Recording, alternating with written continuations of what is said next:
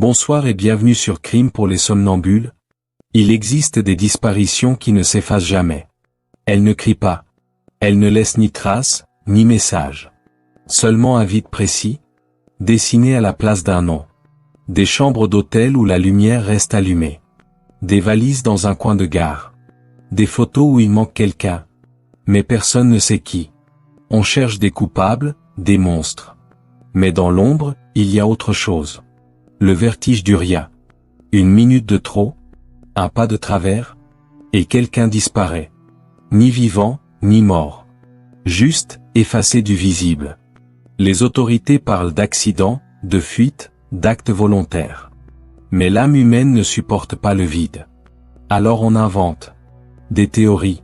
Des fantômes. Des histoires pour ne pas sombrer dans le silence. Ce soir, on ne va pas résoudre. On va écouter. Les voix, les traces, les résonances laissées par ceux qui ont glissé hors du monde. Bienvenue dans les disparus du silence. Bienvenue dans l'ombre. Il y a des soirs où tout semble à sa place. Le ciel respire doucement, les volets claquent contre les murs blanchis, et l'air porte cette odeur de sel et de vacances. C'était un de ces soirs-là. Le jeudi 3 mai 2007, à Praia da Luz, sur la côte sud du Portugal, une petite station balnéaire paisible, bordée de falaises et de villas blanches. La famille McCann passait là ses vacances depuis une semaine. Des vacances bien méritées, après des mois de travail à Leicester, en Angleterre.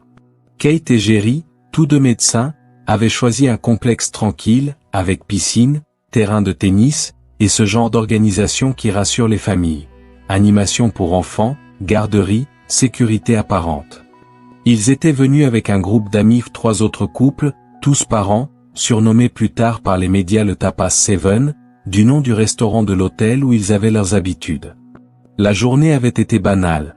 Petit déjeuner en famille, jeux sur la plage, déjeuner collectif, sieste, promenade. Une journée sans événement, sans tension, sans signe avant-coureur. C'est toujours ainsi que commencent les histoires qu'on n'oublie jamais. Le soir venu, les McCann déposent leurs 3 enfants dans la chambre. Madeleine, 3 ans, la grande sœur. Et les jumeaux, Sean et Amélie, âgés de 2 ans. Ils dorment tous dans la même pièce, volets fermés, porte entr'ouverte. L'appartement 5A, au rez-de-chaussée, donne sur un petit jardin et sur un sentier piétonnier. La distance entre la terrasse du restaurant Tapas et la chambre, 50 mètres. Assez loin pour être hors de vue, assez près pour se sentir tranquille. Les adultes dînent ensemble. Ils se sont mis d'accord, toutes les 20 à 30 minutes, l'un d'eux ira vérifier que tout va bien. Un rituel. Une routine rassurante. Une illusion de contrôle. Vers 21h05, Jerry McCann se lève pour la première ronde. Il entre dans l'appartement, jette un œil aux enfants, tout est calme. Madeleine dort du côté du mur, les jumeaux dans leur lit à barreaux. Il remonte les couvertures, ferme doucement la porte et repart. Il croise un ami sur le chemin du retour, échange 2 mots légers. Rien d'inhabituel. 25 minutes plus tard, c'est au tour de Kate. Mais avant qu'elle n'y aille, une amie du groupe, Jane Taney, remarque quelque chose. Un homme passe dans la rue, portant un enfant endormi dans les bras. La fillette semble blonde, vêtue d'un pyjama clair. La scène dure à peine quelques secondes. Jane ne dit rien sur le moment, elle ne veut pas paraître paranoïaque. Quelques minutes plus tard, Kate arrive devant la porte. La fenêtre de la chambre est entr'ouverte. Le rideau bouge. Un courant d'air. La porte, qu'elle avait laissée entrebâillée, s'ouvre d'elle-même. Elle s'avance. Et là, le lit de Madeleine est vide. On ne sait jamais à quel moment le monde bascule. Ce n'est pas spectaculaire, c'est discret. Un cri qui monte dans la gorge et s'étrangle. Une phrase qui n'a pas encore de sens. Et soudain, la réalité se fissure. Kate hurle. Les amis accourent. Le personnel de l'hôtel est réveillé. On fouille les buissons, les ruelles, la plage. Les voisins sortent avec des lampes torches. Mais la nuit est vaste, et le silence, épais.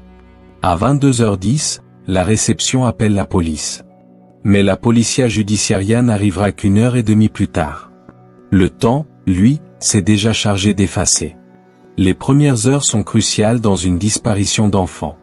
Mais ici, tout se mélange. Des curieux entrent et sortent de l'appartement. Les traces de pas se confondent. Les empreintes sur la fenêtre se brouillent. Un désordre parfait, où chaque détail devient suspect, puis insignifiant. À 4 heures du matin, la police portugaise déclenche l'alerte. Les chiens renifleurs ne trouvent rien. Pas de lutte, pas de sang, pas de signe d'effraction. Rien, sinon cette fenêtre ouverte sur la nuit. Le lendemain, la nouvelle se répand. Les journaux portugais titrent une petite Anglaise a disparu. Mais très vite, la presse britannique s'en empare. Et là, tout change. Madeleine McCann devient un nom mondial. Son visage s'affiche sur les écrans de Times Square, sur les taxis londoniens, dans les journaux télévisés du Japon. Des associations se créent, des fonds de recherche se montent, des célébrités apportent leur soutien. Même le pape Benoît XVI reçoit les McCann au Vatican. Une disparition devient un phénomène médiatique planétaire. Mais derrière les caméras, les fissures apparaissent. L'opinion publique se divise. D'un côté, la compassion, ces parents dévastés, privés de leur enfant. De l'autre, la suspicion, pourquoi laisser des enfants seuls? Pourquoi cette mise en scène médiatique? Pourquoi ces incohérences? Chaque mot des McCann est analysé, disséqué, transformé. Leur douleur devient spectacle. Et leur sincérité, un débat public. La police portugaise, elle, s'enlise. Pendant des semaines, elle explore la piste d'un enlèvement. Des témoins affirment avoir vu des voitures suspectes, des silhouettes, des étrangers rôder. Mais rien ne tient. Alors, peu à peu, les soupçons se déplacent. En septembre 2007, Kate et Jerry McCann sont déclarés arguidos suspects officiels. Les enquêteurs affirment avoir trouvé des traces d'ADN dans la voiture de location du couple. Un chien détecteur aurait réagi à une odeur de cadavre. La presse explose. Le monde entier se retourne contre eux. Mais les preuves, elles, s'effondrent aussi vite qu'elles étaient apparues. Les tests ADN se révèlent peu concluants. L'enquête devient politique, presque diplomatique. Sous la pression britannique, le statut de suspect est levé. Et le dossier, refermé. Temporairement. À ce stade, l'affaire n'est plus une enquête, mais une hydre médiatique. Chaque chaîne, chaque tabloïd, chaque réseau diffuse sa version. Les théories se multiplient, enlèvement par un réseau pédophile, cambriolage raté, trafic d'enfants, vengeance, accident domestique. Des centaines d'hypothèses, des milliers d'articles. Et aucune certitude. Des témoins apparaissent, d'autres se rétractent. Certains prétendent avoir vu Madeleine en Espagne, au Maroc, en Inde. Des vidéos circulent. Des visages d'enfants flous deviennent des promesses de vérité. Mais chaque fois, la science, la police, la logique ramènent la même réponse. Non, ce n'est pas elle. Les McCann continuent de se battre. Ils engagent des détectives privés, créent un site internet, organisent des campagnes de dons. Mais à mesure que les années passent, le regard du public change. Le soutien devient lassitude. Puis scepticisme. Puis silence. En 2011, une nouvelle enquête est ouverte au Royaume-Uni, Opération Grange. Elle mobilise des millions de livres, des équipes entières. Elle produit des milliers de pages de rapports. Et aboutit à la même conclusion, aucune preuve définitive. En 2020, la police allemande identifie un nouveau suspect, Christian Bruckner, pédophile condamné vivant près de Prejade à Luz à l'époque. Mais là encore, tout repose sur des suppositions. Bruckner nie, et les preuves manquent. Pendant ce temps, la station balnéaire continue de vivre. Des familles y viennent chaque été. Certains savent, d'autres non. L'appartement 5A a été repeint, remeublé, reloué. Mais les habitants racontent que la nuit, parfois, on y sent encore un courant d'air étrange. Comme si la pièce refusait de se refermer. Dans la mémoire collective, Madeleine n'est pas seulement une enfant disparue. Elle est devenue un symbole. Celui d'une époque où les disparitions se vivent en direct, où le chagrin devient information, où la douleur se diffuse comme un virus. Son nom évoque un paradoxe, une enfant inconnue que tout le monde croit connaître. Un visage familier, et pourtant jamais retrouvé. Une certitude, il s'est passé quelque chose. Et une absence totale de preuves pour le confirmer. On dit que la pire chose pour un parent n'est pas la mort, mais l'incertitude. Le deuil qu'on ne peut pas faire, la porte qu'on ne peut pas fermer. Les McCann ont vécu dans cette suspension pendant des années, entre espoir et acceptation, entre la vie et le vide. La photo de Madeleine, avec sa pupille dilatée dans un œil, continue de circuler. On l'a vieillit numériquement, on imagine ce qu'elle serait devenue, une jeune femme de 21 ans. Mais cette image n'appartient plus à la réalité. C'est un portrait du manque. Il reste, dans cette histoire, un détail qui obsède, le mot vérifié. Un mot banal, presque tendre. Ce que font les parents, la nuit, quand ils veulent s'assurer que tout va bien. Mais ce soir-là, ce mot s'est transformé en faille. Ils sont allés vérifier. Et c'est à ce moment précis qu'ils ont perdu leur fille. Peut-être est-ce cela, le vrai cauchemar, réaliser que même la prudence, même l'amour, ne suffisent pas à conjurer le hasard. Que la vigilance n'est pas un rempart, mais une illusion. Madeleine McCann n'a jamais été retrouvée. Pas de corps, pas de certitude, pas de fin. Juste une date, un lieu, et ce vertige qui ne s'éteint pas. Praia da Luz reste sur les cartes touristiques. Mais pour des millions de gens, ce nom résonne autrement. Comme un avertissement. Comme un murmure, tout peut disparaître. Certains disent que le mystère fascine parce qu'il est insoluble. Mais dans l'histoire de Madeleine, il y a autre chose. Un miroir. Un rappel que la sécurité n'existe pas. Que même au cœur de la lumière, il suffit d'une minute pour tout effacer. Et si la disparition d'une seule enfant a pu bouleverser le monde? Que dire lorsqu'un avion entier s'efface dans le ciel? Le 8 mars 2014, à minuit 42, le vol MH370 décolle de Kuala Lumpur, direction Pékin. Un vol de nuit, régulier, sans particularité. 239 personnes à bord. Des familles, des hommes d'affaires, des étudiants, un équipage expérimenté. Rien d'extraordinaire. Juste un avion de ligne parmi des milliers d'autres qui sillonnent le ciel chaque nuit. Mais 14 minutes plus tard, tout ce qui semble ordinaire s'effondre. Et l'un des plus grands mystères de l'histoire moderne commence. Le commandant de bord s'appelle Zahari Ahmad Shah. 53 ans. Plus de 30 ans d'expérience.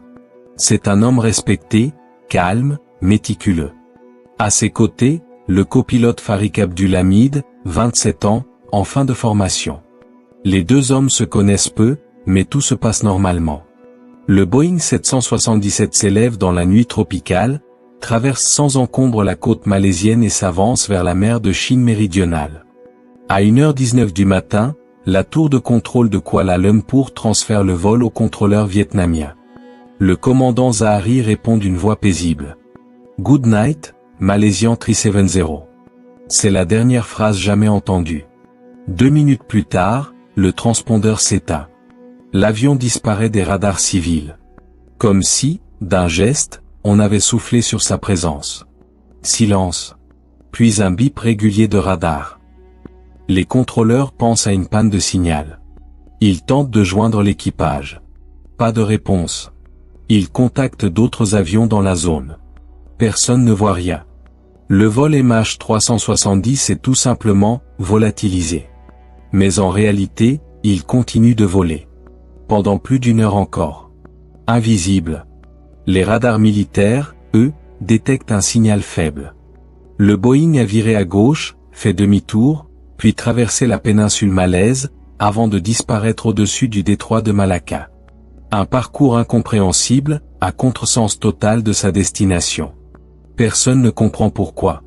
Ni comment. Et surtout, qui tenait les commandes à ce moment-là.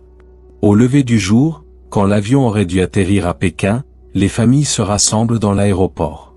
Les écrans d'affichage clignotent, dit LED. Puis contact lost. Puis rien. Un vide numérique. La compagnie Malaysia Airlines annonce d'abord un problème technique. Puis une perte de contact. Puis un crash probable. Mais aucun signal de détresse n'a été reçu. Aucun débris, aucune trace. À partir de ce moment, l'affaire cesse d'être une disparition. C'est une fracture dans la logique. Un trou dans le ciel. Les premières heures de recherche sont chaotiques. Les zones d'investigation changent chaque jour. Mer de Chine, détroit de Malacca, océan Indien. Des dizaines d'avions, des navires, des satellites. Rien. Aucune trace du Boeing, aucune nappe de carburant, aucune épave. La presse mondiale s'enflamme. CNN diffuse des cartes, des experts se succèdent à l'antenne. Certains parlent d'un acte terroriste, d'autres d'un accident technique, d'une dépressurisation, d'un feu à bord. Mais très vite, une hypothèse s'impose. Quelqu'un a volontairement déconnecté les systèmes de communication. Ce n'était pas une panne. C'était un geste. Ambiance plus tendue. Des sons électroniques étouffés, des voies de contrôle aérien. L'enquête se concentre sur le commandant Zahari Ahmad Shah. Ordinateur saisi. Simulateur de vol analysé.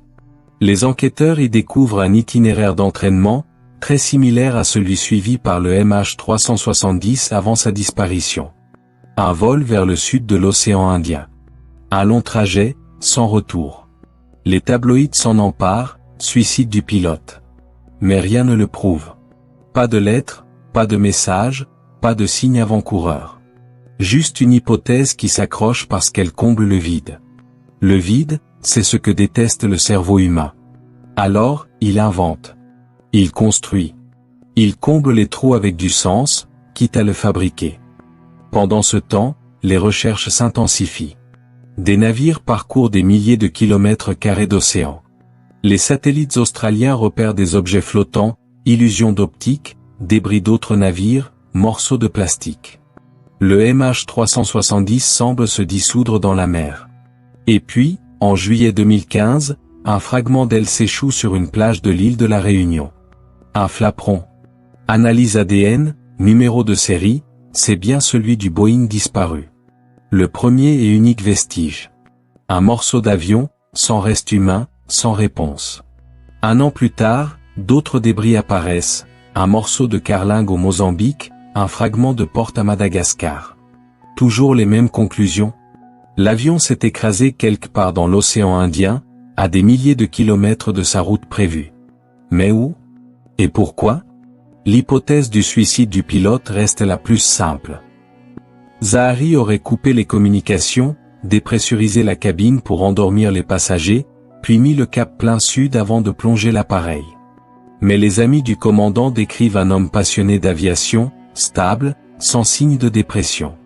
Pas de dette, pas de drame personnel. Juste un homme ordinaire, dans une vie ordinaire.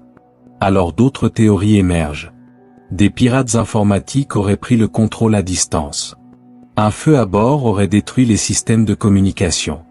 Un tir accidentel de missile. Une interférence militaire. Ou même, une abduction extraterrestre. Quand la réalité devient trop étroite, l'imaginaire s'y engouffre. Et plus le temps passe, plus la frontière entre science et croyance s'effrite. Les familles, elles, oscillent entre l'attente et le désespoir. Des mères dorment devant les télévisions allumées. Des pères conservent les téléphones portables, au cas où une notification apparaîtrait. Des enfants grandissent sans savoir si leurs parents sont morts ou vivants. Les bureaux de Malaysia Airlines deviennent des sanctuaires. Les visages des disparus, des icônes. Un avion fantôme plane sur les consciences. À chaque nouvel indice, les émotions se ravivent.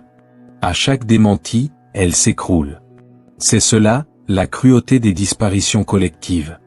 Elles transforment le chagrin en cycle infini.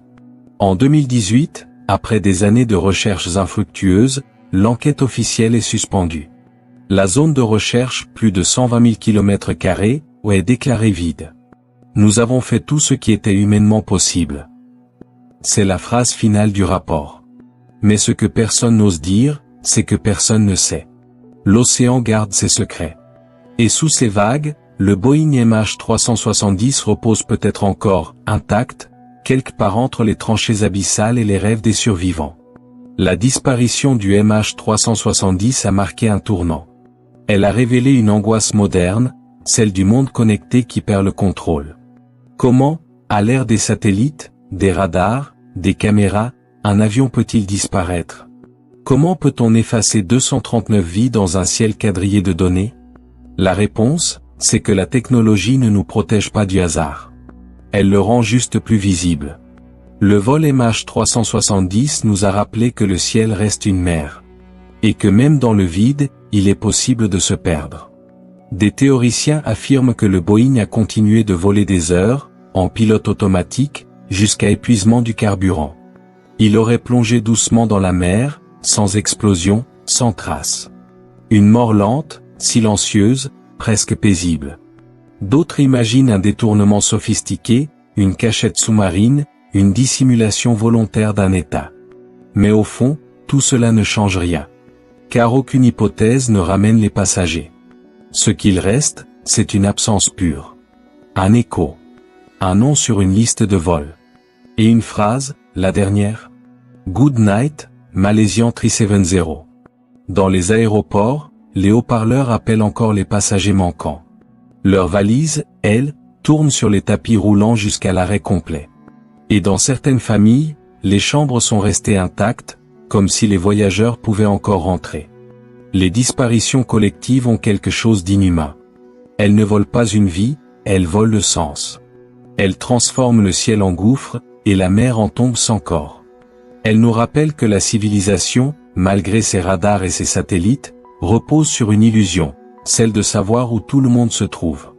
Le vol MH370, lui, n'a jamais été retrouvé. Il n'a pas explosé, il n'a pas sombré sous nos yeux. Il s'est éteint. Discrètement. Comme une lumière qu'on aurait oublié d'allumer. On ne disparaît pas toujours dans les bois, ni dans les ruelles sombres. Parfois, on s'efface dans le ciel. Et c'est là, dans ce silence suspendu, que le mystère devient infini. Certains disparaissent malgré eux. D'autres, au contraire, choisissent la disparition comme une dernière liberté. Et parfois, cette décision devient une légende. Le 24 novembre 1971, veille de Thanksgiving. L'Amérique entière s'apprête à célébrer la gratitude. Dans les aéroports, les passagers se pressent pour rentrer chez eux, les avions décollent et atterrissent sans fin.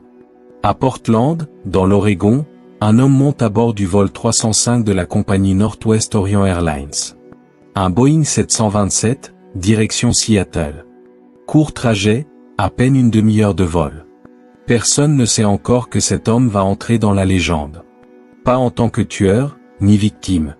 Mais comme l'incarnation la plus pure du mystère, celui de la disparition choisie. Il s'enregistre sous le nom de Dan Cooper.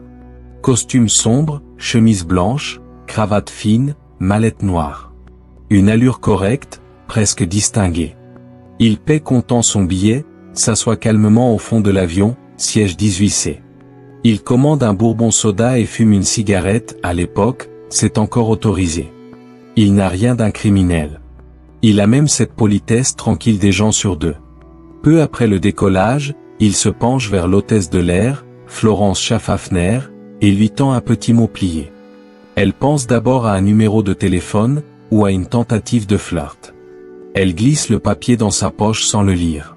L'homme sourit doucement. « Mademoiselle, vous feriez mieux de regarder la note. J'ai une bombe. » À l'intérieur, 8 bâtons rouges reliés par des fils électriques et une batterie. Faux ou pas, elle n'en sait rien. Mais le regard de Cooper ne tremble pas. Il lui demande de s'asseoir à côté de lui. Sa voix est calme, posée, presque bienveillante. Aucune colère, aucune panique. Il dicte ses exigences. 200 000 $ en petites coupures, 4 parachutes, et un camion-citerne prêt à ravitailler l'avion à Seattle pour repartir ensuite. Le message est transmis discrètement au cockpit. Le commandant informe la tour de contrôle. La compagnie coopère. Personne ne veut risquer un drame à 10 000 pieds d'altitude. Pendant plus d'une heure, l'avion tourne en rond au-dessus de Seattle. Au sol, les autorités préparent la rançon, des liasses de billets marqués, soigneusement photographiés. Les passagers, eux, ne savent rien. On leur dit simplement qu'un petit problème technique retarde l'atterrissage. À 17h46, le Boeing se pose enfin. Dehors, la pluie commence à tomber. L'éclairage des pistes reflète sur le tarmac humide. L'homme exige que la rançon et les parachutes soient livrés par une seule personne, sans policier visible. Il garde les rideaux tirés, les lumières tamisées. Une hôtesse sort récupérer les sacs. Quelques minutes plus tard, Cooper libère les passagers, 36 personnes, saines et sauves. Seul l'équipage reste à bord. Il veut repartir, direction Mexico. Il ordonne un vol à basse altitude, train d'atterrissage sorti, flap à 15 degrés, vitesse, 300 km/h maximum. Une configuration inhabituelle, dangereuse, mais possible pour un 727. À 20h13, l'avion survole une région montagneuse, entre Seattle et Reno. Les lumières des villes s'éteignent sous les nuages. Puis, un signal lumineux dans le cockpit. La porte arrière vient d'être ouverte. Une minute plus tard, les instruments enregistrent une secousse. Comme si quelqu'un, ou quelque chose, avait quitté l'avion. Dans le vent glacé de la nuit du nord-ouest américain, D.B. Cooper vient de sauter. L'avion atterrit plus tard à Reno. À bord, il ne reste que les pilotes, 2 hôtesses et un vide immense. La mallette a disparu, les sacs d'argent aussi. Aucune trace du parachute principal. L'armée, le FBI, les patrouilles locales, tout le monde se lance à sa recherche. Des centaines d'hommes parcourent forêts, rivières, montagnes. Mais la zone est vaste, couverte d'arbres, balayée par le vent. Et aucune preuve concrète n'est trouvée. Pas de corps. Pas de parachute. Pas de billets de banque. Rien. L'Amérique vient d'assister au seul détournement d'avion parfaitement réussi de son histoire. Les médias s'en emparent immédiatement. Un journaliste mal informé confond Dan Cooper avec D.B. Cooper, une erreur typographique qui deviendra légendaire. Le nom est né, D.B. Cooper, le bandit fantôme. Un homme qui a volé $200 000 et s'est évaporé dans le ciel. Les théories explosent. Certains le voient comme un génie du crime, un Robin des Bois moderne. D'autres comme un ex-militaire, un parachutiste chevronné. D'autres encore pensent qu'il est mort, emporté par les rafales et la pluie glaciale. Mais il n'y a aucun corps, aucun témoin, aucune chute repérée. Seulement des nuages. Et un vide fascinant. Pendant des années, le FBI accumule les suspects. Un ancien pilote, un vendeur d'avions, un ouvrier disparu peu après. Tous éliminés, faute de preuves. Le dossier devient un labyrinthe. Chaque nouvelle piste semble prometteuse, avant de s'effondrer. Et puis, 9 ans plus tard, en 1980, un petit garçon qui joue sur une rive du fleuve Columbia découvre un paquet de billets. 3 liasses de $20, abîmés mais encore lisibles. Numéro de série, exact. C'est bien l'argent de Cooper. La découverte relance l'affaire. Mais elle complique tout. Les billets ont été retrouvés des kilomètres au nord de la trajectoire supposée du parachute. Comment sont-ils arrivés là? A-t-il survécu? A-t-il enterré une partie de la rançon? Ou le fleuve a-t-il transporté ces traces de sa disparition? Le mystère, au lieu de s'éclaircir, s'épaissit. Le FBI analyse tout, vent, altitude, conditions météo, vitesse de chute, modèle du parachute. Aucun scénario ne colle parfaitement. On ne retrouve jamais le reste de l'argent, ni le parachute, ni les vêtements. Rien. Les années passent. L'image de Cooper se transforme. Il n'est plus un fugitif, mais une légende urbaine. Des bars, des livres, des chansons portent son nom. Il incarne cette figure américaine, l'homme libre qui défie le système, sans violence, sans trace. Un mythe entre le Far West et le ciel. Mais derrière la fascination, une question demeure, pourquoi? Pourquoi ce geste, ce saut, cette disparition volontaire? A-t-il voulu mourir? Ou recommencer une vie ailleurs? Ce qui trouble le plus les enquêteurs, c'est sa précision. Il connaissait les caractéristiques techniques du 727, savait que l'appareil disposait d'une échelle arrière escamotable, et que l'ouverture pouvait se faire en vol à basse altitude. Un détail que peu de civils connaissaient. Était-il un pilote militaire? Un ingénieur? Un employé de Boeing? Ou juste un homme ordinaire, plus malin que la moyenne? En 2016, après 45 ans d'enquête, le FBI clôt officiellement le dossier. Aucune conclusion. Aucun nom. Seulement un code de référence, une légende et un surnom, le passager fantôme. Mais dans les cercles de passionnés, sur les forums obscurs et les chaînes YouTube dédiées, l'affaire continue de vivre. Des internautes scrutent encore les cartes satellites, les archives météo, les numéros de série des billets. D'autres jurent que Cooper a survécu, qu'il s'est fondu dans la foule. Qu'il a vécu paisiblement quelque part, regardant sa propre légende se propager. Et quelque part, cette idée plaît. Non parce qu'elle est probable, mais parce qu'elle donne un sens à la disparition. D.B. Cooper n'a pas disparu dans le chaos, mais dans la maîtrise. Son geste n'était pas un accident, ni une fuite panique. C'était une sortie de scène. Le dernier acte d'un homme qui voulait prouver qu'on pouvait encore disparaître dans un monde qui voit tout. Il a sauté, oui. Mais il a aussi tiré un rideau sur une époque. Les années 70, celles de la méfiance, des secrets d'État, de la guerre du Vietnam, des conspirations. Son saut, c'était une métaphore, échapper au contrôle, se réapproprier le ciel. Et depuis, chaque fois qu'un avion traverse une tempête nocturne au-dessus du nord-ouest, certains jurent avoir vu une silhouette tomber entre deux éclairs. Comme un rappel qu'un homme, un soir, a osé disparaître sans témoin. Les mythes survivent parce qu'ils comblent un besoin. Celui de croire qu'on peut encore s'évaporer, qu'il existe une porte de sortie, même dans un monde saturé de caméras et de données. D.B. Cooper n'est peut-être plus qu'un nom. Mais c'est un nom qui refuse de mourir. Un fantôme qui flotte entre deux certitudes. Celle de la chute, et celle de la liberté. Les autorités ont abandonné. Mais l'imaginaire, lui, continue de chercher. Parce qu'au fond, ce n'est pas Cooper qu'on veut retrouver. C'est le moment exact où il a sauté. Ce bref instant où un homme ordinaire a défié la gravité, la police, la logique. Et peut-être même le monde lui-même. Le vent s'est refermé derrière lui. Et tout ce qu'il a laissé, c'est une empreinte dans l'air. Certains mystères naissent d'un acte de volonté. D'autres, d'un simple matin banal où tout bascule. Une route, un vélo, et une photo qui hante encore le monde. Le 20 septembre 1988, à Belen, petit bourg poussiéreux du Nouveau-Mexique, le soleil est déjà haut quand Tara Calico sort de chez elle. Elle porte un short rose, un t-shirt blanc, des écouteurs reliés à un Walkman Sony. Sa mère, Patty, lui dit de faire attention, comme chaque matin. Elle lui rappelle de rentrer avant midi, elle a prévu un match de tennis, puis des cours à l'université. Tara sourit. Elle fait toujours attention. Elle enfourche son vélo et s'engage sur la route 47. Un long ruban d'asphalte rectiligne, bordé de buissons secs et de clôtures en fil de fer.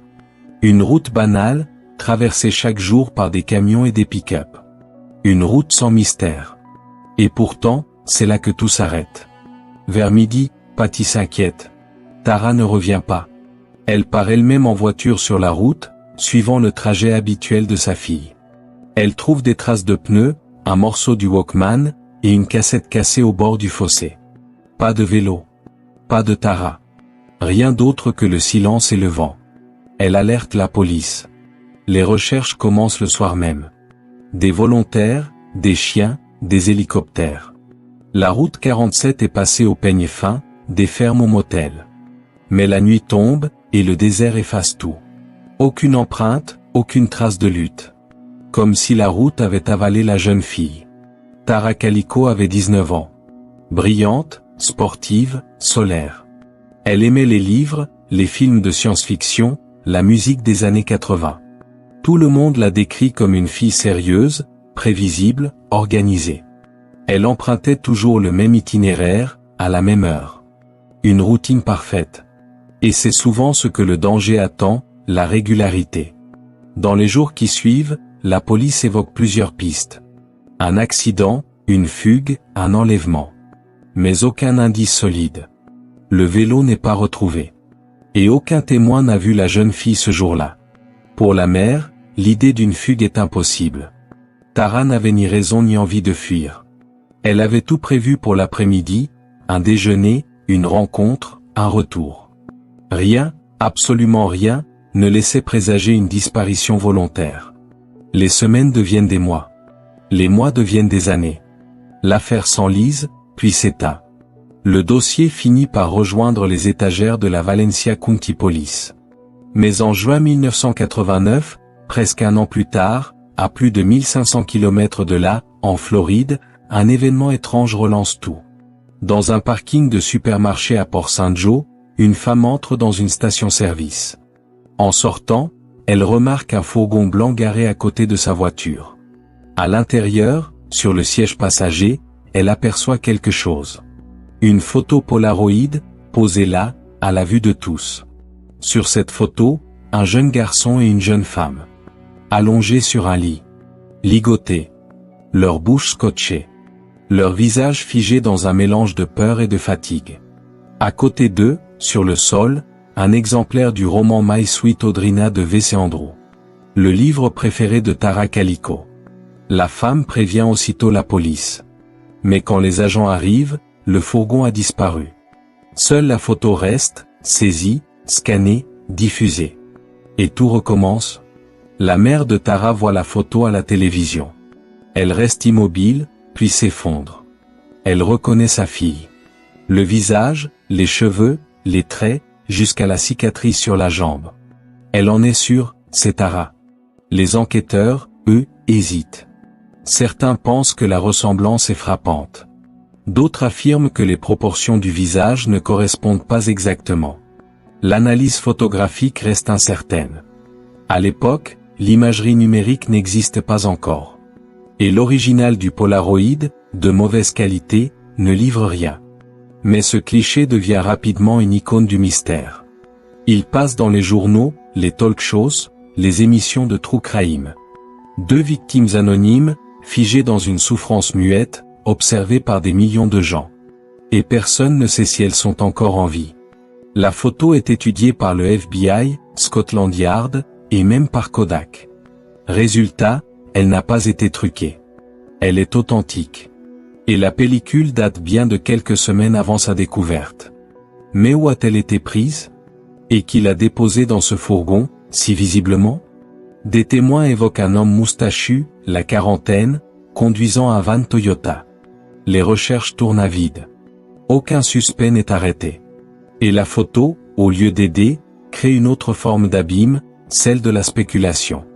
Le garçon sur la photo est identifié, peut-être, comme Michael Hanley, un enfant disparu dans la même région que Tara.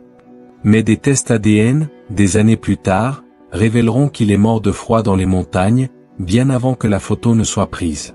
Ce n'était donc pas lui. Et la jeune femme? Personne ne le sait. Personne ne le saura. Des théories surgissent. Un réseau de traite humaine. Un tueur en série itinérant. Une mise en scène morbide. Ou une coïncidence terrifiante. La photo, quoi qu'elle montre, semble dire deux choses à la fois. Aidez-nous. Et il est déjà trop tard. Patti Calico ne lâche jamais. Elle multiplie les démarches, contacte les médias, supplie les autorités de reprendre les recherches. Elle reçoit des lettres anonymes, des appels étranges, des témoignages contradictoires. Certains affirment avoir vu Tara dans un bar, d'autres dans un camping, d'autres encore au Mexique. Chaque rumeur rallume l'espoir. Et chaque démenti le tue un peu plus. La mère vieillit. Elle garde sur sa table de chevet la photo Polaroid, encadrée, comme une preuve de vie. Elle dit souvent « Ce cliché, c'est peut-être tout ce que j'ai d'elle. » Et cette phrase, à elle seule, résume toute l'histoire. Les années 90 passent. Les visages s'effacent. Mais la photo, elle, continue de circuler. Elle devient un symbole des disparitions non résolues, un miroir des angoisses modernes. Parce qu'elle montre tout, sauf la fin. En 2008, la police du comté rouvre le dossier. De nouveaux témoins parlent. Deux hommes, anciens habitants de Belen, sont soupçonnés. L'un d'eux aurait poursuivi Tara en camion le jour de sa disparition. L'autre, son ami, se serait vanté d'avoir fait quelque chose qu'il ne pouvait pas avouer. Mais quand les enquêteurs reviennent les interroger, ils sont morts tous les deux. Et les preuves, à nouveau, s'évaporent. Aujourd'hui, la route 47 est toujours là. Asphaltée, brûlante, bordée des mêmes clôtures rouillées. Certains habitants racontent qu'au lever du soleil, on peut encore apercevoir une silhouette à vélo. Filant droit devant, sans jamais se retourner. Les experts du FBI ont finalement conclu qu'il n'existait aucune certitude absolue reliant Tara Calico à la photo. Mais tout le monde, au fond, le sait. Cette image n'a jamais cessé d'être elle. Parce qu'elle est devenue plus qu'un portrait. Elle est devenue une métaphore. Celle du regard qu'on ne peut plus détourner. Il existe une angoisse propre à notre époque. Celle d'être vue au moment où l'on disparaît. Tara n'a pas disparu dans le noir. Elle a disparu à la lumière du jour, sous un ciel clair, sur une route sans mystère. Et pourtant, sa trace est revenue dans un cadre photographique, figé, presque offerte. C'est peut-être cela, la vraie cruauté de cette histoire. Elle n'est pas un crime parfait. C'est un crime interrompu. Un crime transformé en image. Une preuve qui ne prouve rien, mais qui empêche d'oublier. La mère de Tara est morte en 2006, sans avoir eu de réponse. Sur sa tombe, un simple mot, hope. Espoir. Le mot qu'elle a porté toute sa vie, et que la photo lui a volé sans jamais le lui rendre. Tara, elle, n'a jamais été retrouvée. Ni vivante, ni morte. Mais quelque part, dans les archives de la police de Floride, la photo dort toujours, soigneusement rangée dans une boîte en carton. Et parfois, un enquêteur l'ouvre. Il la regarde longuement. Et sans s'en rendre compte, il retient sa respiration. Parce qu'au fond, dans ce cliché flou et jauni, il n'y a plus qu'une jeune femme ligotée. Il y a le reflet de toutes les disparitions qu'on ne parvient pas à comprendre. Le désert a gardé ses secrets. La route aussi. Mais la photo, elle, continue de parler. Elle ne dit pas ce qui s'est passé. Elle dit seulement « Quelqu'un a disparu ». Et c'est parfois tout ce qu'il reste d'une vie. Le 6 juin 1992 à Springfield, Missouri, l'air était tiède comme une promesse. C'était la nuit des diplômes, celle où l'on se prend en photo avec des chapeaux ridicules, où l'on rit trop fort sur des pelouses impeccables, où les bouquets de fleurs sentent un peu la fête et un peu la fin de quelque chose.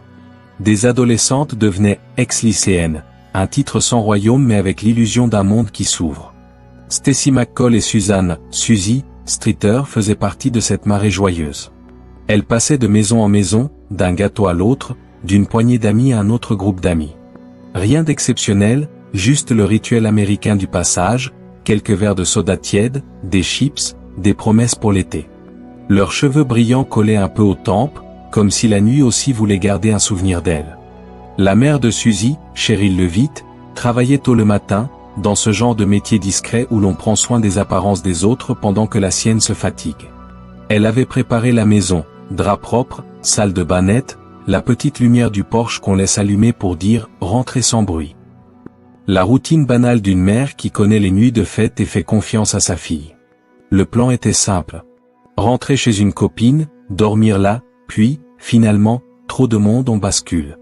On pèse le confort d'un vrai lit contre un canapé bondé, on mesure la distance, la fatigue. Alors, à une heure où le silence devient épais, Stacy et Susie décident de rentrer chez Cheryl. Un refuge. La destination d'une dernière ligne droite. Le quartier d'or, rangé comme un tiroir. Dés est coupé au cordeau, des boîtes aux lettres sobres, cette Amérique pavillonnaire où tout paraît sous contrôle. La maison, elle, attend. Le porche souffle une lueur jaune. La poignée ne résiste pas. La nuit, dehors, ne dira rien. Le lendemain matin, le soleil n'a pas la politesse de prévenir. Il s'installe, plein, complet, sur des pelouses encore humides. Personne ne répond au téléphone. L'une doit voir sa famille pour aller à la piscine. L'autre a des plans qui sentent l'été. Rien d'extraordinaire, tant que les minutes n'enfilent pas des heures comme des perles qui s'étranglent. Des amis passent à la maison. La porte n'est pas verrouillée. À l'intérieur, les sacs à main sont là, les clés aussi, les cigarettes même, abandonnées comme on quitte une pièce pour aller chercher un verre d'eau. Le chien, petit, nerveux, tourne sur lui-même, stressé. Rien ne crie au drame, mais tout murmure l'anomalie. Sur le porche, une chose frappe. Le globe de verre de la lampe extérieure est brisé. Des morceaux ont été balayés, on le voit à la façon dont la poussière s'est déposée en arc. Geste pressé. Geste de « je range pour ne pas couper les pieds ». Geste qui a le goût sec du camp. Et du par qui? Dans le salon, rien de renversé. Pas de lutte. Pas de chaos. Juste une absence nette, parfaitement mise en scène par le quotidien interrompu. La télé est éteinte. Le canapé ne raconte rien. La table basse supporte un magazine sans importance, qui devient, par contraste, d'une importance folle. Le téléphone sonne. Le répondeur s'enclenche. Des messages s'enregistrent, d'autres sont, dit-on, obscènes, effacés par quelqu'un qui n'avait pas envie que ça reste. Qui? Une amie, mal à l'aise? Un invité de hasard? Un inconnu qui jongle avec l'intimité d'une maison où tout est trop propre pour être vrai? Les amis, inquiètent, nettoient le porche, passent l'aspirateur, touchent, déplacent, réparent l'instinct du bien faire, la nervosité qui range. Elles ne savent pas qu'elles floutent la scène, qu'elles effacent l'ombre des minutes cruciales. On ne reproche pas à l'inquiétude d'être maladroite. Mais l'enquête, elle, ne pardonne pas. 3 femmes. Une maison. Aucun témoin. C'est l'équation qui tient dans une phrase et fait vaciller un service de police entier. Les voitures de Suzy et Stacy sont devant. Leurs papiers sur place. Leur argent aussi. Leurs brosses à dents n'ont pas bougé. Le lit de Cheryl est fait ou défait. Mais rien qui corresponde au chaos attendu d'un enlèvement. C'est un décor intact. Une scène théâtrale dont l'action a été arrachée entre 2 respirations. La police arrive, tard, trop tard. Les heures du matin ont mangé la chaleur des indices, et les pas des bonnes volontés ont réécrit la poussière. On interroge les voisins. Ils ont dormi. On cherche un bruit, un cri, une camionnette suspecte, un moteur trop long. On trouve des mémoires blancs, des yeux qui regardaient ailleurs, des chiens qui n'ont rien dit. Les jours suivants, la ville se crispe. On imprime des affiches, on organise des battues. Le nom des 3 femmes s'assemble comme une formule, Springfield Tree. Dans un coin de l'Amérique, la peur pose sa valise et s'installe. 3 disparitions, simultanées, sans effraction apparente, sans scène de lutte, sans témoin. Le cerveau n'aime pas ce genre d'énigme. Alors il remplit, propose, imagine. On parle d'un van vert, vu à l'aube, mal garé, silhouette d'homme à l'intérieur, d'un bras qui retient une femme disant chut, d'une voix qui ne veut pas de voisin. On évoque un ouvrier de passage, un colleur de moquette, un plombier, ces professions qui entrent chez nous sans que notre mémoire les conserve.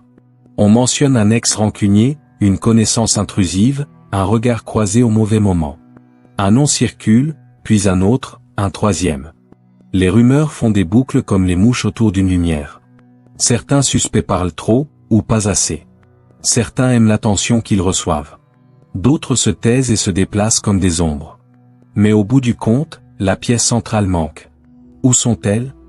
La chambre de Suzy a gardé une odeur de laque et de savon. Sur une coiffeuse, un bracelet, des bijoux modestes prennent la lumière. Rien ne dit « départ précipité », mais tout dit départ. On a quitté ici sans emporter ce qu'on emporte d'habitude. Pas de sac. Pas de tenue de rechange. Pas de logique de « j'en ai pour 1 heure ». La salle de bain pourrait raconter l'avant d'une douche ou l'après.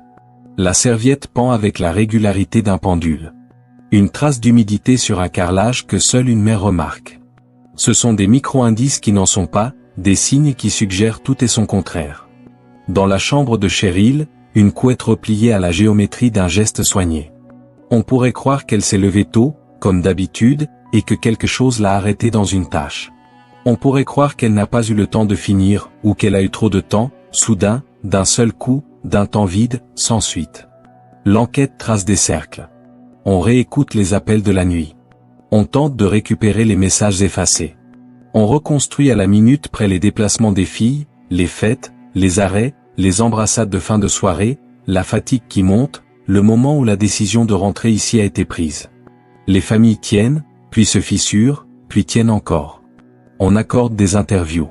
On parle de rêves où elles reviennent par la porte, où la poignée tourne, où le couloir renvoie ce bruit qu'on connaît par cœur, celui qui répare la vie d'un seul coup. On éloigne la colère. On garde l'espoir. On parle en « si ». La ville devient un tableau d'affichage. Des rubans jaunes aux arbres. Des photos scotchées dans les vitrines de pressing. Des prénoms chuchotés au guichet d'une banque, chez le coiffeur, dans les allées d'un supermarché. La disparition a cette capacité étrange, elle agrandit tout. Un quartier devient une carte, puis un pays, puis un monde qui regarde. Au fil des années, la police reçoit des pistes qui vont des tuyaux tièdes aux aveux en carton. Des hommes incarcérés se pointent pour parler en échange de quelque chose. Des voyants proposent de voir. Des terrains sont creusés. Des forages à l'oreille de la ville, on décèle du béton, on cherche en sous-sol, dans des structures abandonnées, sous des stations-service. On espère un os, une pièce de tissu, quelque chose qui donne un verbe au passé. Rien. Rien d'autre que l'absence qui s'épaissit et prend la forme de ces 3 prénoms mis côte à côte. Cheryl. Suzy. Stacy. La mère, la fille, l'amie. Un triangle que la nuit a mangé d'un seul coup de dent, sans croquer la nappe. Il y a cette piste qui obsède, le répondeur et ses messages. On dit qu'ils étaient lourds, crus, qu'on les a effacés comme un geste réflexe, comme on essuie une tâche sur un plan de travail sans savoir qu'elle était un indice. Ce genre de détail pas assez spectaculaire pour l'écran, mais qui, dans une enquête, fait la différence entre hypothèse et fil à tirer. Il y a aussi ces habitudes, la porte jamais verrouillée quand on attend encore quelqu'un, le Porsche qui se répare au lieu d'appeler, le quartier qui se connaît, alors on n'imagine pas le danger au pas de la porte. Le crime parfait n'existe pas. Mais la somme des hasards existe. La bonne fenêtre de temps, le bon croisement de trajectoire, la mauvaise minute. L'équation des Springfield Tree contient un noyau dur que ni la police, ni les documentaires, ni les curieux n'ont su dissoudre. Comment fait-on disparaître 3 personnes adultes d'une maison sans bruit, sans désordre, en laissant tous ceux qui signent un départ volontaire, sur place? On pense à un stratagème, frapper, ouvrir, se présenter avec une voix douce, connaître un prénom, prononcer un détail de la soirée. La confiance est une clé plus pratique qu'un pied de biche. Et parfois, la violence n'augmente pas le volume, elle baisse la lumière. On accompagne vers l'extérieur, on dit, c'est juste pour parler. On met des mains qui connaissent la vitesse à laquelle poser le silence. Ce n'est pas du romanesque. C'est la préférence du réel, souvent. Le geste simple. La porte qui se referme doucement. Le Porsche qu'on balaie pour effacer la vitre. Le temps, ici, ne résout pas. Il compacte. Il fossilise la peine, métamorphose la colère en endurance. Les familles apprennent cette gymnastique. Parler fort pour que le monde se souvienne, vivre doucement pour ne pas se briser. Elles offrent des sourires qui ne montent pas jusqu'aux yeux, elles découpent des anniversaires en tranches de silence. Elles rangent les chambres. Elles remettent les draps propres. Elles attendent. La ville continue d'avancer comme une horloge. Nouvelle génération, nouveau diplôme, nouveau gâteau, nouvelle photo. Le quartier change à peine, les arbres grossissent, le bitume s'use, les boîtes aux lettres se renouvellent. Certains enfants apprennent l'histoire comme on leur raconte une légende locale. Ils ralentissent en passant devant la maison. Ils regardent le Porsche et se disent que là, le monde s'est absenté une nuit, et ne s'est jamais excusé. Dans des dossiers à onglets, leurs noms dorment encore, cousus de post-it et d'agrafeuses. Des photos plastifiées reprennent le même sourire, celui qu'on choisit parce qu'il rassemble le visage. Les policiers qui ont travaillé l'affaire ont vieilli. Certains repassent devant la maison en voiture, par réflexe. Ils ralentissent toujours au même endroit. Ils écoutent si le silence a changé de timbre. Il n'a pas changé. La vérité, dans cette histoire, n'a pas de timbre. Elle n'a pas de son. C'est peut-être ça, le plus dur. On n'entend pas le moment où 3 vies se ferment sur l'extérieur, où la poignée se rabaisse et où la maison, soudain, devient un masque. Un théâtre sans acteurs. Les Springfield Tree n'ont pas eu droit au flash du sensationnel. Leur mystère ne tient pas dans un rebondissement télévisuel. Il tient dans la contradiction pure. Tout indique la normalité, et tout est anormal. Si tu veux savoir pourquoi cette affaire hante, la réponse tient en peu de mots. Elle ressemble à nos maisons. Aux nôtres.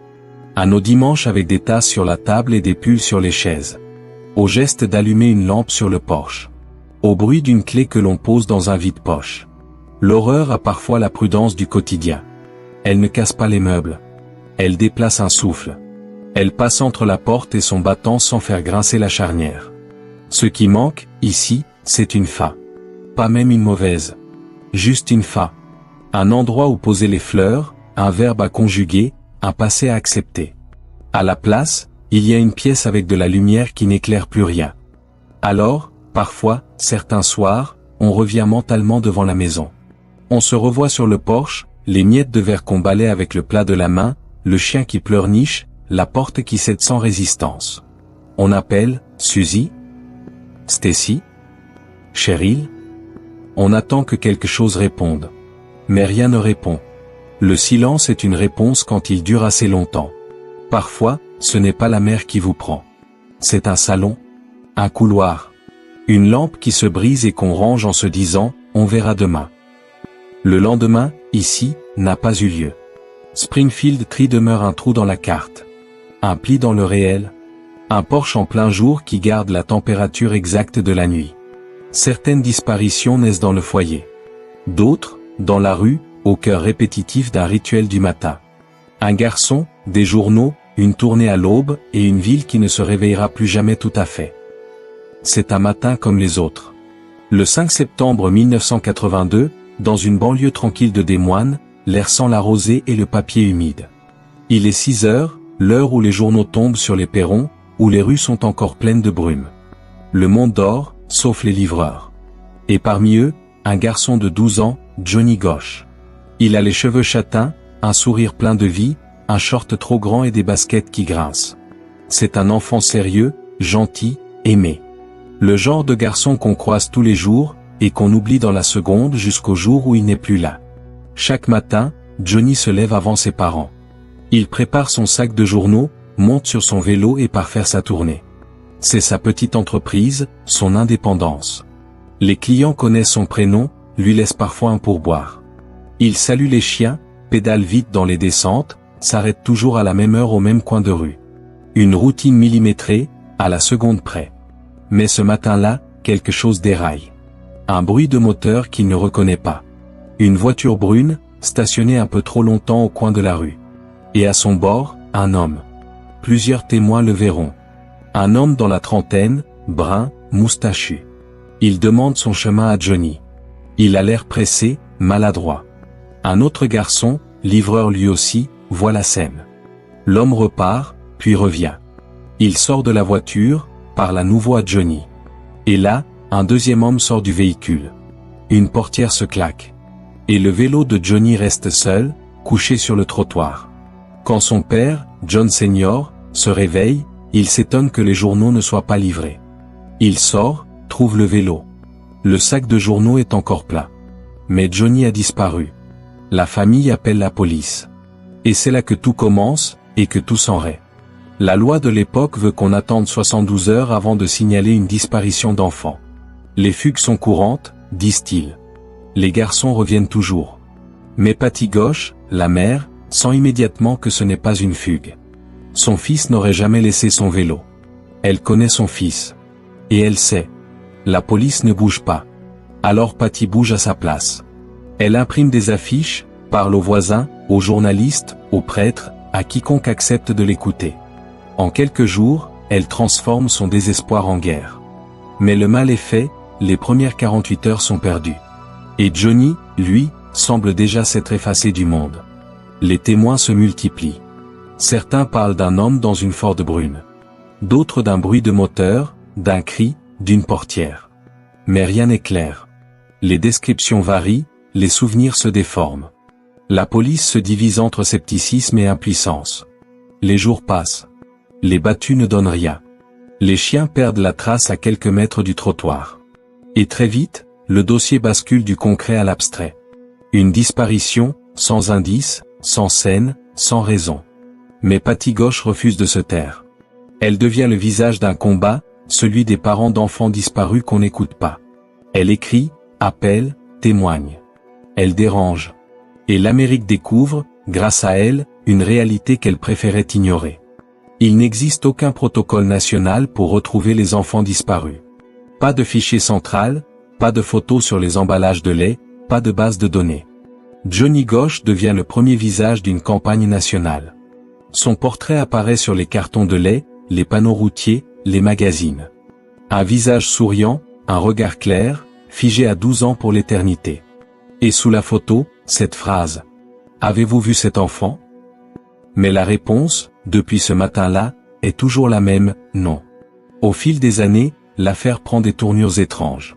Des témoins affirment avoir vu Johnny dans différents états. Certains jurent l'avoir aperçu dans un camion, d'autres dans un centre commercial. Toujours le même schéma, une silhouette floue, un regard furtif, un doute qui s'évapore. Puis viennent les théories. Celles qu'on préfère éviter, celles qui font mal à entendre. Des rumeurs de réseaux pédophiles organisés, opérant à travers le pays. Des liens supposés avec d'autres disparitions d'enfants. Des noms d'hommes puissants, de politiciens, de financiers. Des récits de manipulation, de trafic, de vidéos. Et au centre, un visage, celui de Johnny. En 1997, 15 ans après la disparition, un événement bouleverse tout. Patty Ghosh reçoit un coup de sonnette. Elle ouvre la porte. Et devant elle, un homme. 30 ans environ. Yeux bleus, voix tremblante. Il dit « Maman, c'est moi ». Elle raconte qu'elle a su, instantanément, que c'était lui. Ils ont parlé longtemps. Il lui aurait dit qu'il avait été enlevé par un réseau pédophile, qu'il avait été vendu, puis conditionné. Qu'il s'était échappé, qu'il vivait caché, qu'il ne pouvait pas rester. Et il est reparti. Aucun témoin. Aucune preuve. Juste le souvenir d'une nuit, et la conviction d'une mère. Les sceptiques crient à l'illusion, au déni, à l'imposteur. Mais Patty Ghosh, elle, ne cède pas. Elle dit « Je sais ce que j'ai vu ». Et elle répète cette phrase jusqu'à la fin de sa vie. À ce stade, l'affaire Johnny Ghosh n'est plus une disparition. C'est un mythe contemporain. Un mélange de faits, de fantasmes, de douleurs et de politique. Certains disent que Johnny a été la première victime d'un réseau clandestin surnommé The Franklin Cover-Up, impliquant des figures du pouvoir. Des livres, des documentaires, des blogs ressassent ces théories. D'autres affirment que Patty, épuisée par le chagrin, a confondu le rêve et la réalité. Qu'elle a bâti une croyance pour ne pas sombrer. Mais au fond, la vérité est peut-être dans cet entre-deux. Dans le besoin désespéré de donner un sens à l'inacceptable. Ce que personne ne conteste, c'est que Johnny Ghosh a changé la loi. Sa disparition a conduit à la création du National Center for Missing and Exploited Children. À l'apparition des alertes Amber. À la mise en place de protocoles nationaux pour les alertes. Son absence a sauvé des milliers d'enfants. Mais lui, non. Et c'est peut-être ça, la tragédie la plus cruelle. Qu'une vie devienne utile seulement parce qu'elle a disparu. Dans ses mémoires, Patty écrit « Je n'ai plus peur du silence. Parce que c'est dans le silence que j'entends encore sa voix. » Elle est morte en 2013, sans savoir. Sans corps, sans vérité, sans fin. Mais son combat a gravé un nom dans la mémoire collective. Johnny Ghosh n'est pas seulement un enfant disparu.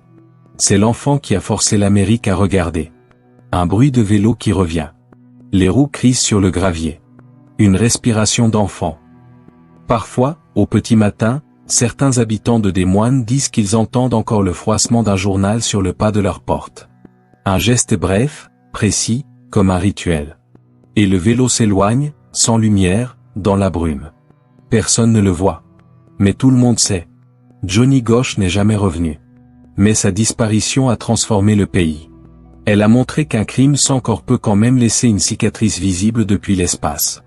Et chaque journal qu'on lit, chaque gros titre sur un enfant retrouvé grâce à une alerte, porte en filigrane le souvenir d'un garçon de 12 ans, disparu au lever du soleil.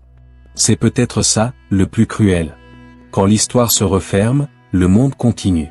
Les journaux du lendemain parlent d'économie, de sport, de pluie.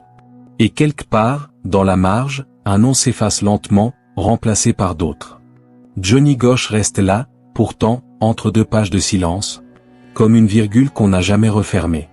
Certains disparaissent sur le pas de leur maison, d'autres dans la lumière des projecteurs. Mais quand une disparition a lieu dans le plus petit État du monde, entouré de secrets millénaires, ce n'est plus une enquête. C'est un dogme. Rome, 22 juin 1983. La chaleur colle aux pierres, les pigeons tournent autour des statues, et le soleil fait briller les dômes comme des pièces d'or. Dans la petite cité murée au cœur de la ville, le Vatican, on vit à un autre rythme, celui des offices, des horaires fixes, des secrets qui traversent les siècles. Ce jour-là, Emanuela Orlandi, 15 ans, sort d'un cours de flûte au conservatoire du Saint-Apôtre. Elle habite juste à côté, derrière les murs du Vatican, avec sa famille. Son père, employé de la préfecture de la maison pontificale, sa mère, sa sœur, ses frères. Une vie calme, protégée, presque irréelle. Le Vatican, c'est une forteresse, 0,44 km² de foi et de silence. À 19h, Emanuela dit à ses amis qu'elle rentre.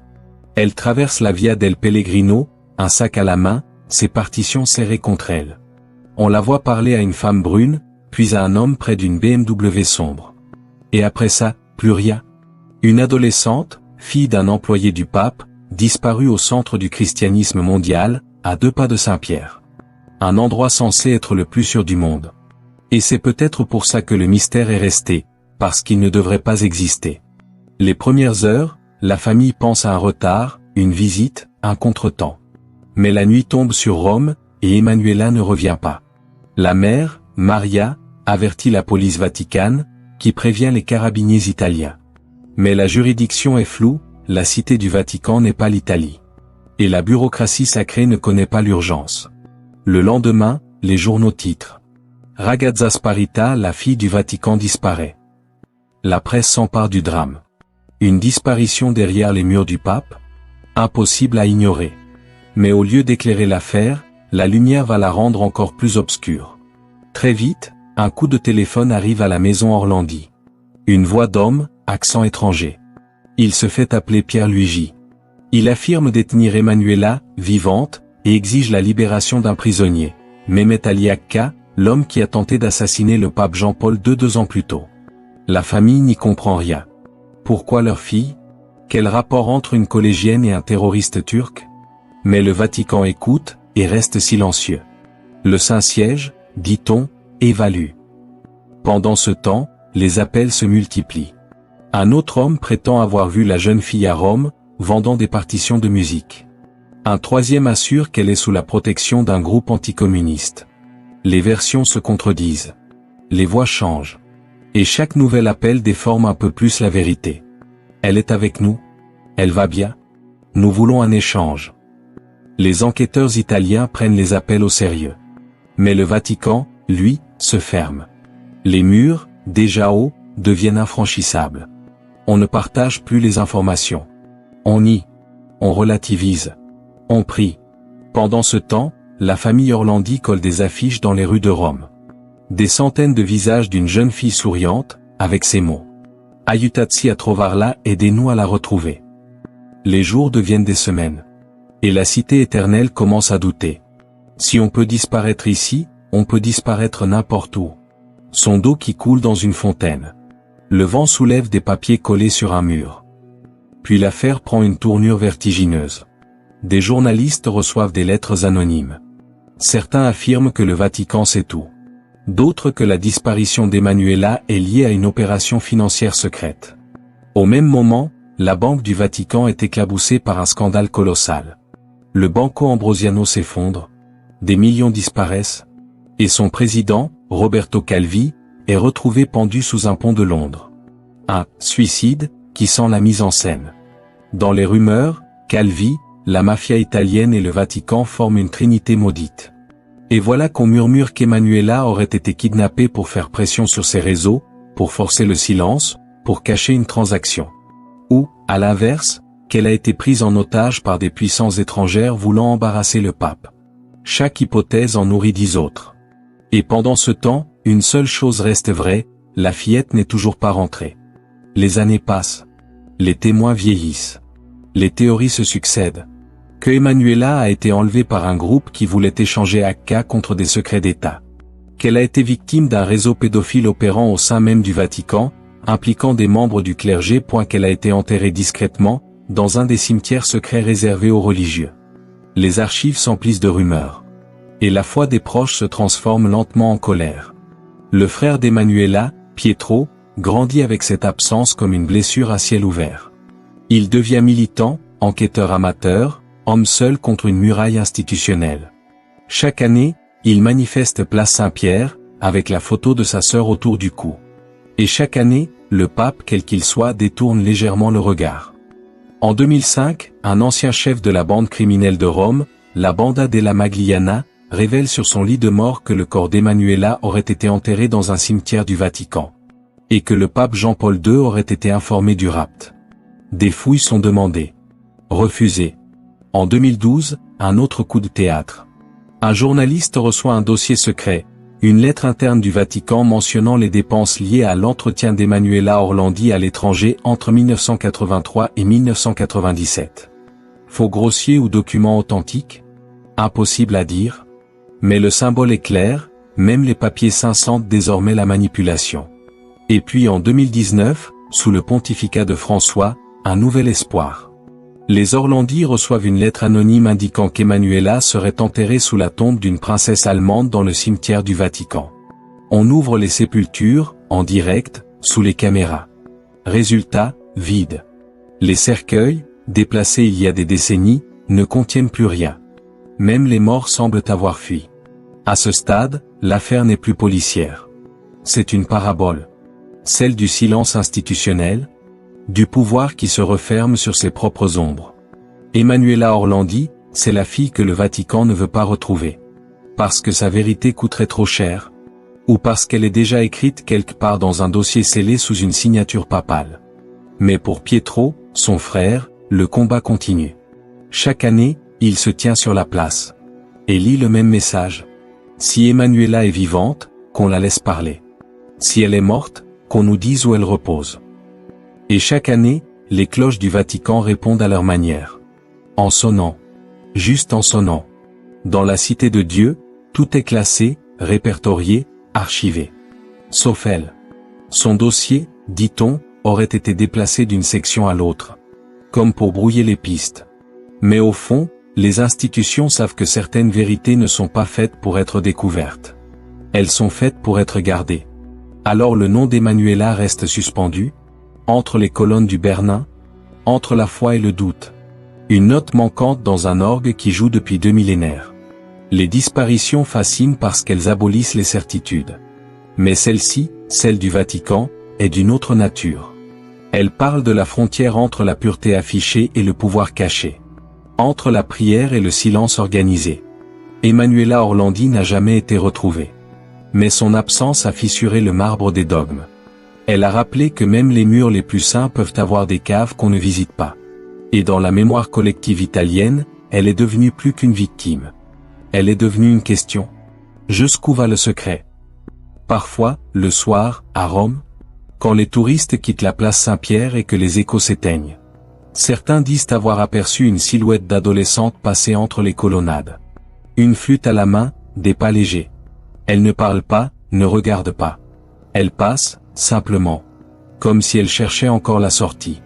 Certains mystères se jouent dans le secret des palais. D'autres, en plein jour, sous le soleil éclatant. 3 enfants, une plage bondée, un pays entier suspendu à l'attente. Et aucune empreinte dans le sable.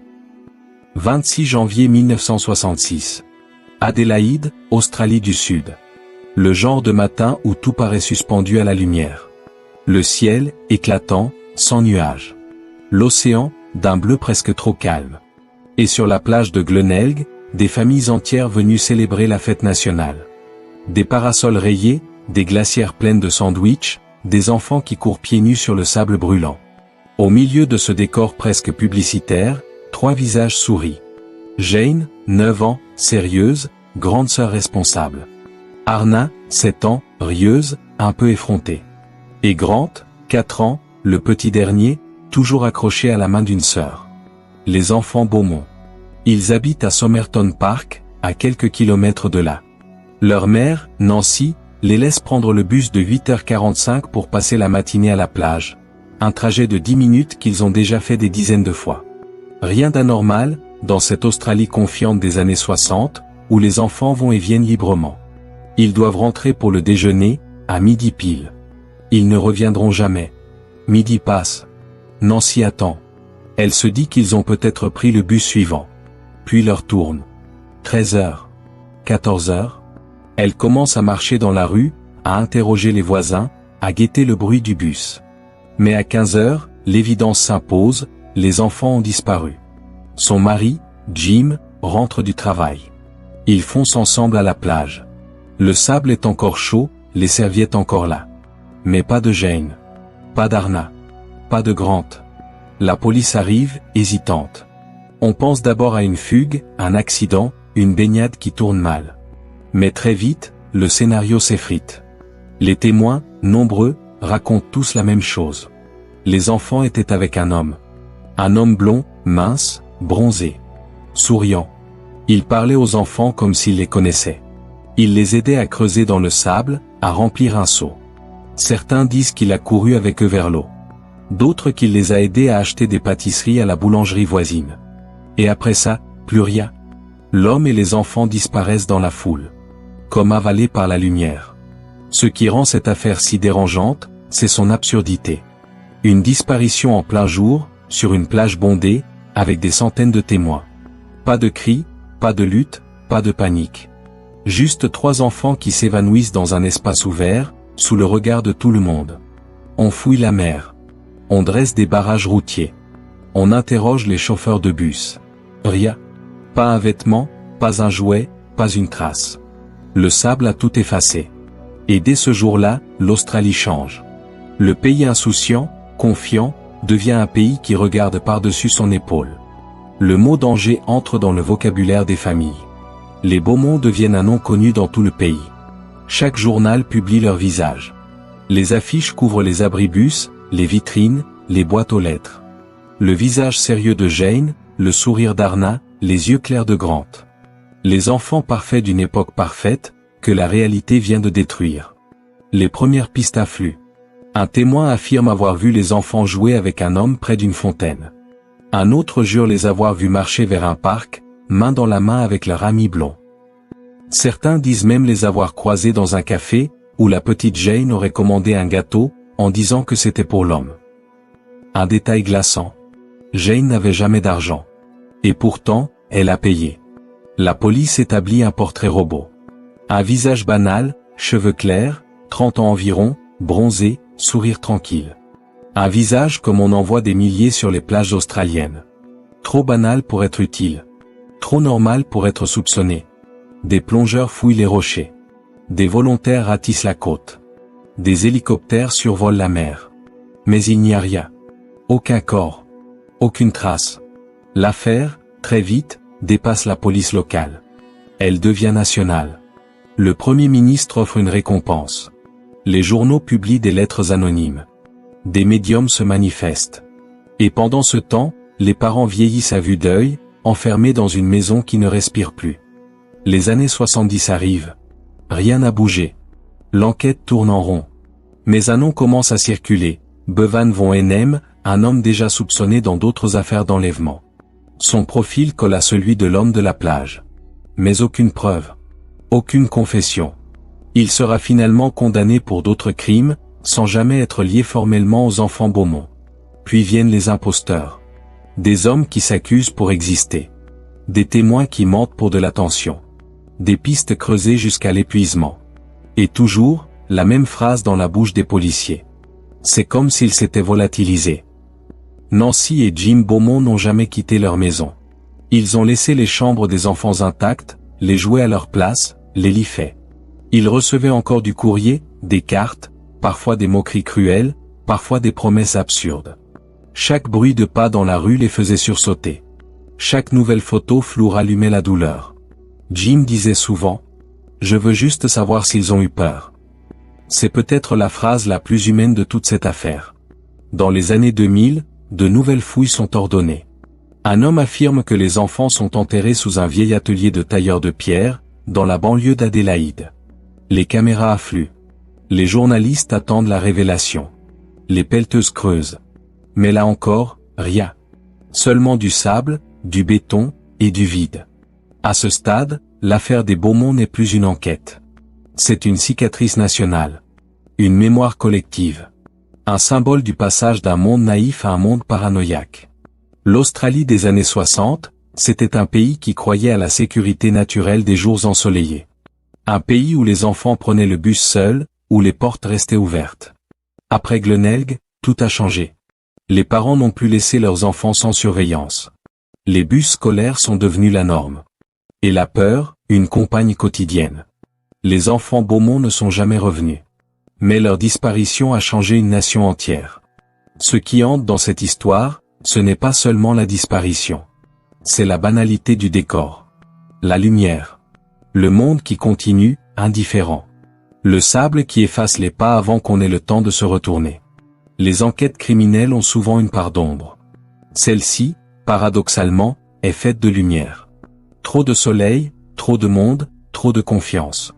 Et c'est peut-être ça, la perfection du crime. Agir à découvert, sous les yeux de tous, dans un lieu où personne ne pense à regarder. Aujourd'hui, Glenelg est toujours la plage préférée des familles. On y vient en riant, avec des enfants, des serviettes, des glaces. Mais certains habitants, en marchant vers l'eau, ralentissent sans savoir pourquoi. Leur regard se perd, une seconde, vers les dunes. Et sans le dire, ils pensent tous à la même chose. 3 prénoms, 3 silhouettes, 3 fantômes. Jane, Arna, Grant. Bruit d'une boîte à musique qu'on referme doucement. Nancy Beaumont est morte en 2019, à 92 ans, sans jamais savoir. Jim, son mari, est mort avant elle, convaincu qu'un jour la vérité finirait par remonter. Mais le sable garde bien ses secrets. Et sur cette plage, le vent continue de tout remettre à zéro. Comme une horloge sans mémoire. Les enfants Beaumont n'ont pas disparu dans la nuit. Ils ont disparu en plein jour, dans le vacarme du monde.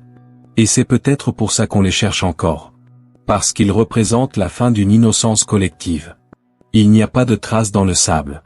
Mais parfois, quand la mer se retire très loin, certains jurent avoir vu 3 petites empreintes apparaître, juste avant que la vague suivante ne les reprenne.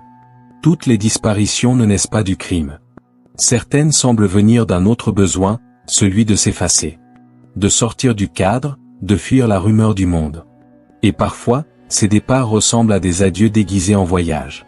Jusqu'ici, nos disparus ont laissé derrière eux des objets, des traces, des caméras, des témoins. Mais il existe un autre type de mystère. Des gens qui s'en vont, sans violence, sans drame. Comme si leur propre existence était une chanson dont ils avaient joué la dernière note. Et au cœur de l'Amérique, là où les routes se perdent dans la poussière, il y a l'histoire d'un homme que le désert a gardé. Un musicien solitaire, un rêveur.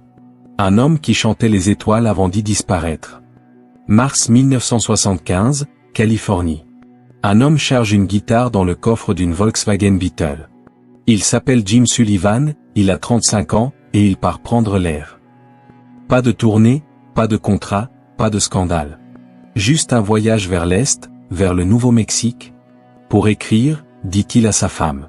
Il n'a sur lui qu'une guitare, quelques vêtements, et un disque qu'il a enregistré quelques années plus tôt. UFO.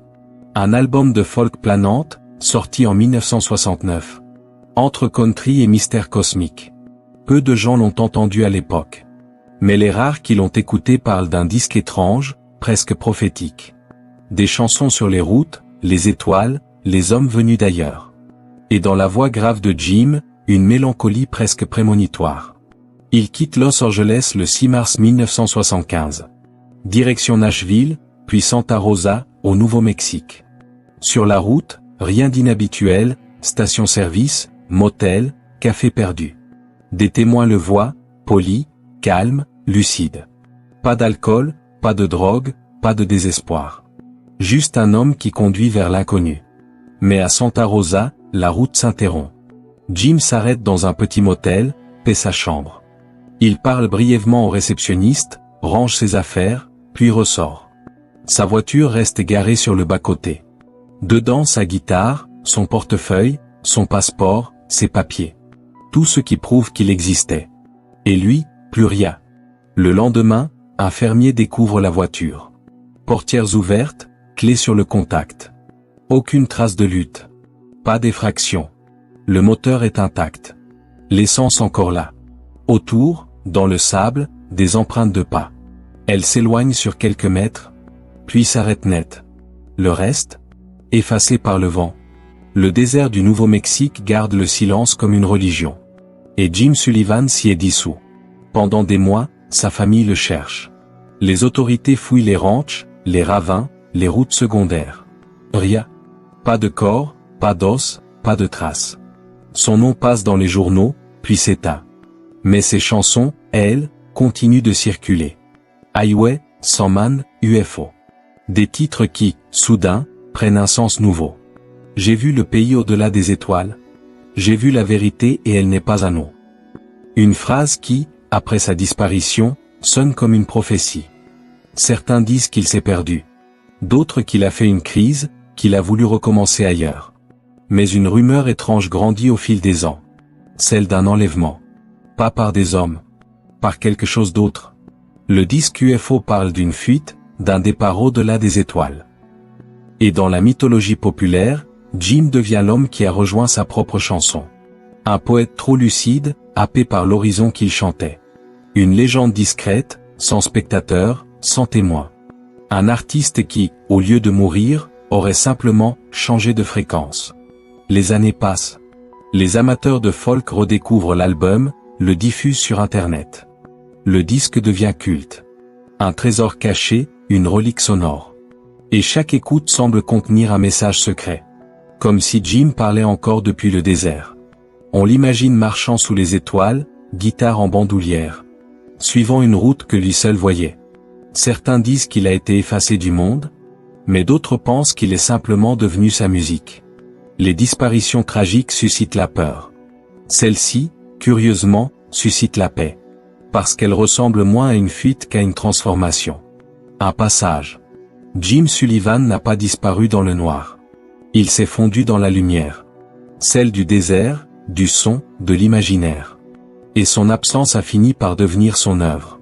Aujourd'hui encore, si tu roules sur la route 84, et que la nuit tombe juste après Santa Rosa, tu peux capter, entre deux stations radio, une chanson qu'aucune onde ne diffuse vraiment. Une voix grave, lointaine, qui murmure. I'm going home. Et juste après, le silence. Nous quittons maintenant les routes américaines, pour descendre plus bas encore. Dans les légendes, les rumeurs anciennes, les mystères sans époque. Là où la disparition n'efface pas seulement une vie, mais tout un monde. L'histoire commence par une promesse. Celle d'un nouveau monde. Des terres fertiles, une nature immense, un avenir à bâtir. Et comme toujours, entre la promesse et la réalité, il y avait l'océan. En 1587, un navire anglais quitte le port de Plymouth. À son bord, 115 colons, des hommes, des femmes, des enfants. Pas des soldats, pas des aventuriers. Des familles. Ils traversent l'Atlantique pour fonder une colonie sur la côte de ce qu'on appelle alors la Virginie, en hommage à la reine Élisabeth. Leur chef s'appelle John White. Un homme instruit, peintre, cartographe, rêveur. Il emmène avec lui sa fille, Eleanor Daré, et son gendre, Anania. Et dans leur bagage, des graines, des outils, et une idée. Celle de recommencer à zéro. Ils débarquent sur une petite île bordée de pins et de marécages. Au large de la Caroline du Nord. Roanoke. Une langue de terre perdue entre ciel et mer. Où les nuits sont longues et les insectes incessants. Les colons construisent des maisons de bois, élèvent une palissade, allument les premiers feux. Les Amérindiens des environs les observent de loin. Les relations sont polies, mais tendues.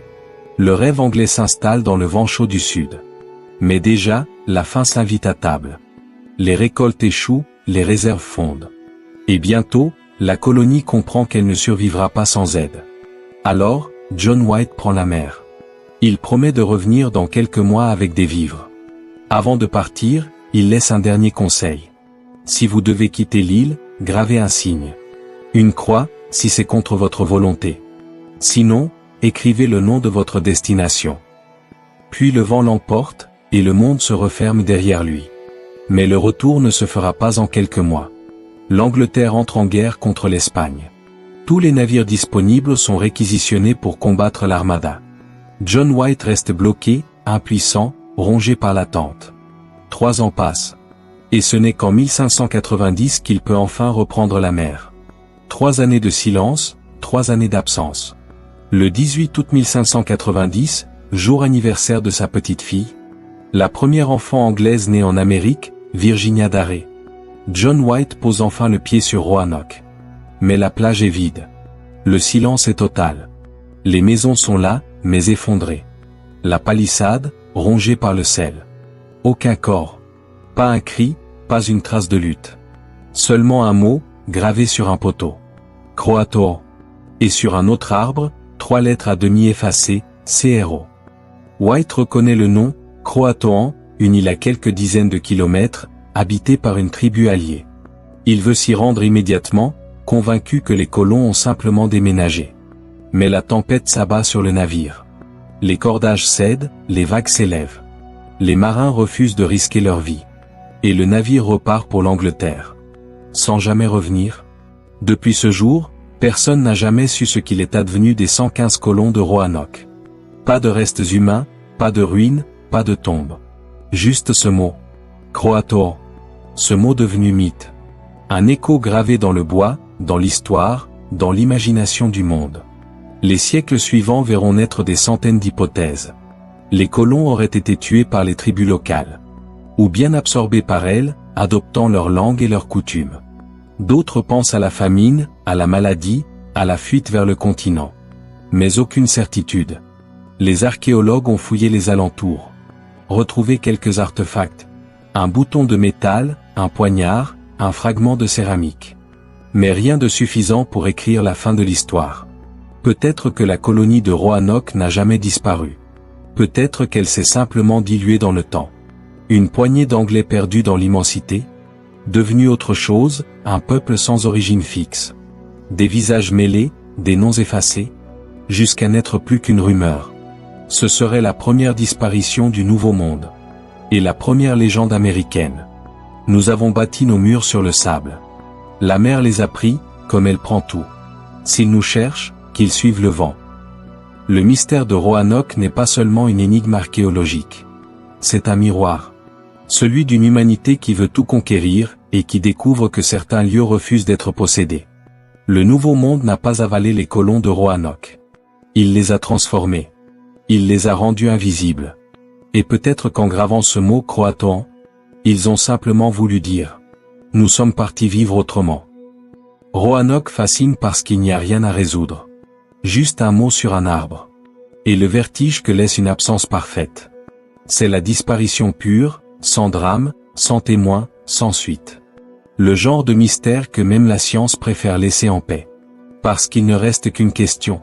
Et si la plus grande réussite de ces colons avait été de se fondre dans le monde qu'ils étaient venus conquérir?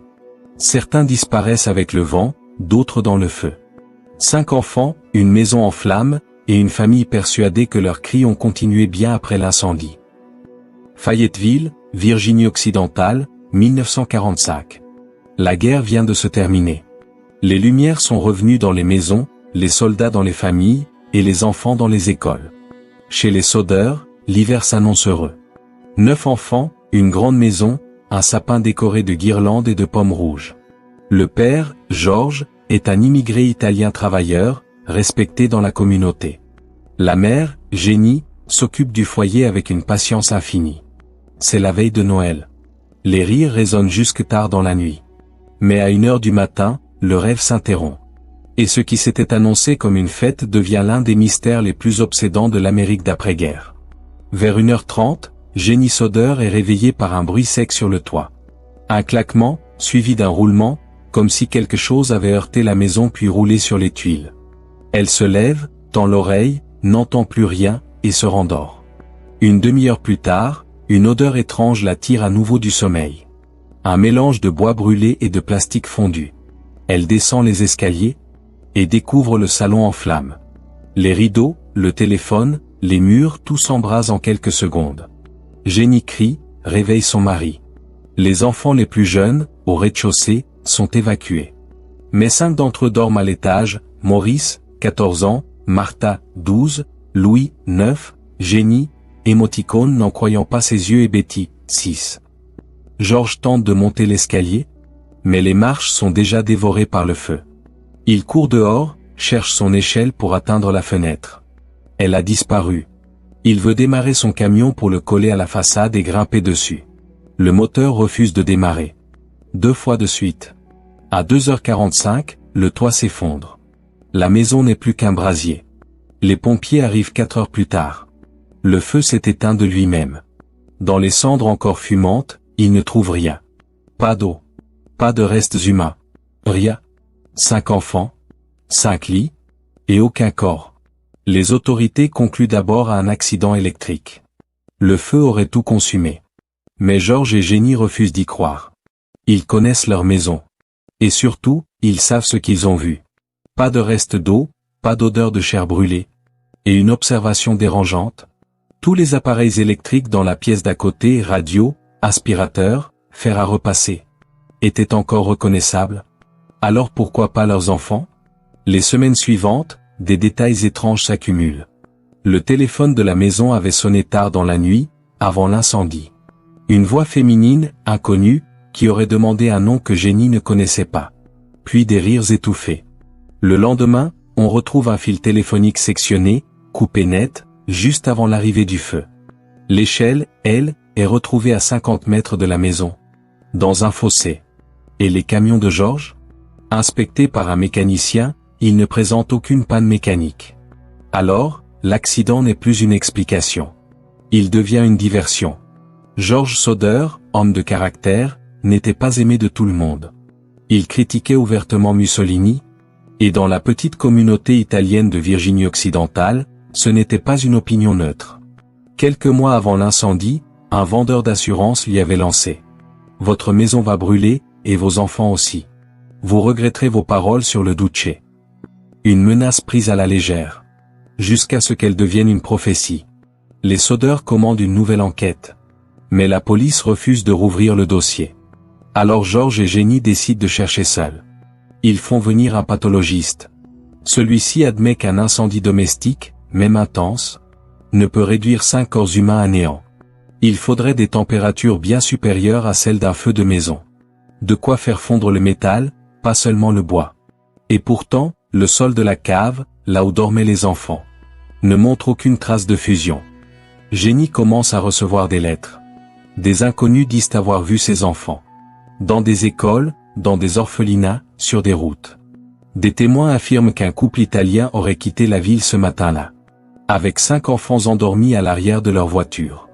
Personne ne les retrouvera jamais.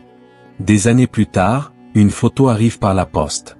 Un jeune homme d'une vingtaine d'années, cheveux noirs, regard grave. Au dos, un message. Louis Soder. J'aime mon frère Frankie. Il y a de l'amour. Il y a de la vie. George et Jenny restent pétrifiés. La ressemblance est troublante. Mais la lettre n'a ni adresse ni expéditeur. Et comme toujours, la piste se dissout dans le brouillard. Les années passent, et la maison est reconstruite. Mais le feu n'a pas quitté la famille. George Soder plante 5 petites croix blanches sur la pelouse, puis fait ériger un panneau géant en bord de route. Dessus, les visages de ses enfants, et en lettres capitales, Fire December 24, 1945 5 Children Missing. Un monument à la fois pour la mémoire et pour la colère. Un cri silencieux adressé à tous ceux qui passent. Le panneau restera là plus de 30 ans. Chaque lettre rongée par le soleil. Chaque visage effacé par la pluie. Mais jamais retiré. Jenny Soder portera le deuil jusqu'à sa mort. Vêtue de noir, chaque jour. Elle gardera la chambre de ses enfants intacte. Avec leurs jouets, leurs draps, leurs livres. Les guirlandes de Noël, elles, ne seront plus jamais suspendues. L'affaire Soder n'a jamais été close. Les autorités ont conservé la version officielle. Un incendie accidentel, et des corps consumés jusqu'à la poussière. Mais pour les chercheurs, les criminologues, et pour des millions d'internautes fascinés, c'est autre chose. Une disparition collective, parfaite dans son absurdité. 5 enfants effacés du monde, sans trace, sans explication, comme avalés par la nuit. Ce qu'il reste, c'est une image. Celle d'un sapin illuminé, et d'une mère qui attend le bruit des pas dans l'escalier. Chaque Noël, le silence se répète. Et dans ce silence, le crépitement du feu ressemble à des voix. Des voix d'enfants qu'on croirait entendre chuchoter. On est là. Certains se perdent dans les flammes, d'autres dans le brouillard. 3 gardiens de phare, une table dressée, une lampe allumée. Et la mère, seul témoin de leur dernier soir. Les phares sont des promesses de lumière. Des tours dressées au bord du monde, veillant pour ceux qui voyagent dans la nuit. Mais parfois, ce sont eux qui deviennent les tombeaux. Nous sommes en décembre 1900, au large des Hébrides, ces îles battues par l'Atlantique Nord. Où la mer n'a jamais vraiment appris à se taire. Parmi elles, un rocher solitaire, à la forme d'un croissant, nommé Éléant Mort la Grande Île. Personne n'y vit à l'année, sauf 3 gardiens de phare. James Ducas, 43 ans, le principal. Thomas Marshall, 40 ans, l'adjoint. Et Donald MacArthur, 28 ans, le remplaçant. 3 hommes seuls au bord du vide, gardiens d'une lumière que personne ne voit vraiment. Le phare des Flanants Isles a été allumé pour la première fois 1 an plus tôt. Et déjà il a la réputation d'être maudit. Les tempêtes y sont fréquentes, les vagues montent plus haut que les falaises, et les habitants des côtes disent qu'à Éléant Mort, on n'entend pas le vent. On l'écoute parler. Le 15 décembre 1900, la mer s'agite. Les bateaux aperçoivent au loin la lumière du phare. Puis, soudain, plus rien. Un jour passe. 2. Puis une semaine. Le faisceau ne revient pas. Le 26 décembre, le bateau de relève, le Hesperus, est envoyé depuis le port de Lewis. À bord, le capitaine Harvey et le gardien de réserve, Joseph Moore, chargés de vérifier si tout va bien. La mer est calme, mais l'air, lui, est lourd, saturé d'un silence qui ne ressemble pas à celui de l'hiver. Quand le navire approche, quelque chose ne va pas. Pas de drapeau hissé. Pas de mouvement. Pas de signe humain sur les falaises. Moore débarque, seul. Le vent lui arrache presque le chapeau. Le chemin qui monte au phare est désert, mais il remarque tout de suite que la porte extérieure est fermée à clé.